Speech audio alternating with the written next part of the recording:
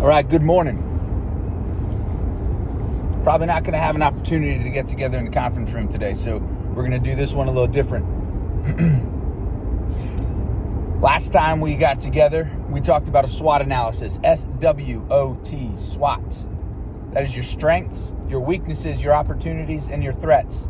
We are in December. It is the perfect opportunity to review your year. Where are you right now?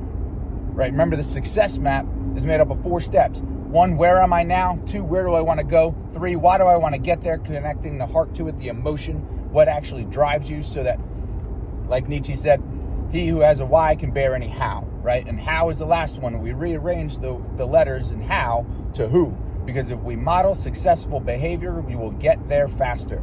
So somebody's done what you're trying to do already, whether it's make $1 million, sell 200 cars, whatever it is.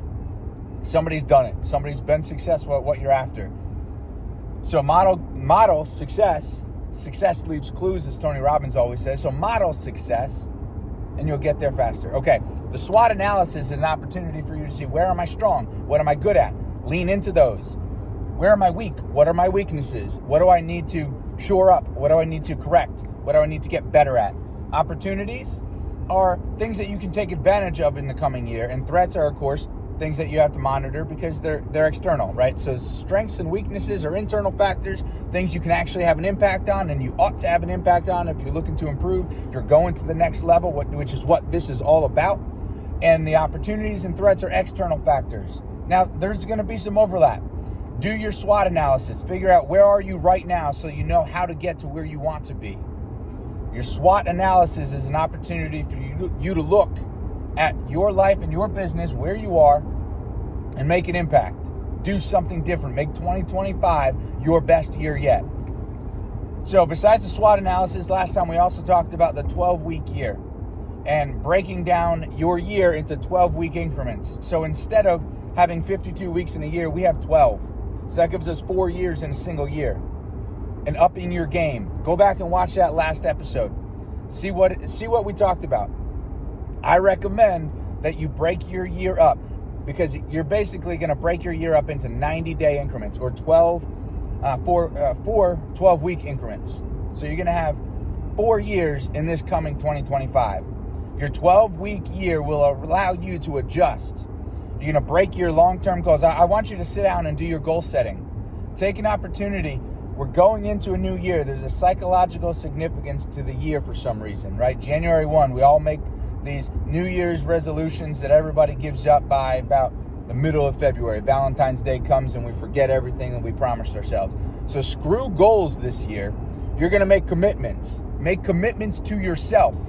Not to Tony Rodriguez, not to Elvis, not to Tony Wagner, not to any of these other people. Not Teresa, not me, not Johnny. You're making these commitments to you. What are your commitments? What will you not let yourself fail at? What do you really want? Get specific. So remember, there's 2 categories. You got personal and you got professional. In those categories, you have short-term, medium, long, and life goals. Sit down. Split a piece of paper in half. On one side, write professional. On the other side, write personal. And come up with one of each. If you haven't done this already, take a look at your goals. If you want to learn how to write goals in the active, to make yourself active in the active tense, to figure out how do I really set my mind towards achieving these things, there's videos on that, and we'll talk more about that. But sit down and write a goal. Figure out, what can I do to make, in the next 90 days, to make my 1-year goals possible? Ask yourself that. Figure out, what do I need to do? What does it look like? All right. So you're going to set your year goals. Set your goals for 2025. And then ask yourself, okay, if I were to break that down into 4 parts, basically divided by 4, let's say 100 cars. If you're trying to sell 100 cars, you need to go on and do something else. But 100 cars, okay, that's 25 every 12-week year, right? Because 100 divided by 4. So figure out what it is that you want to do, and then stretch yourself a little bit. In the example we used last time, we were talking about a goal of 11 cars a month. Well, If your goal is 11 cars a month, why don't you stretch that a little bit, go to 15? Because if you crush your goal, you'll be happy. So what do you be grateful for if you crush next year? Now I want you to do this. I want you to take a moment, write down those goals, figure out what it is that you really want, do your SWOT analysis, and then come sit down with me. Let's schedule a time for us to sit down together and we'll go over your SWOT analysis and your goal setting, and we'll see if we can make it happen. Let's see what we need to do.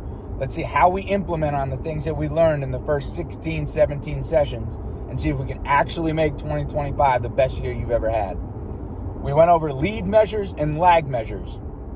If you have a goal, an income goal or a unit goal, let's say, like I said, 100 cars for the year, you get to December and you're only at 60. It's too late to do anything about it. But by using a 12-week year, you can keep track of your goals and know, okay, at the end of week 1, where am I relative to where I want to be? I need to up my game if I'm not on track, right? Doing that on an annual basis, it's not enough, right? Every month we're resetting to 0. So we feel like, oh, well, I got time to make up my goals. I got time to make, no, you don't. And you only know that if you're watching them close enough. What do you have to do to push yourself into high gear? Lead measures and lag measures are important. Lag measures is what we look at all the time.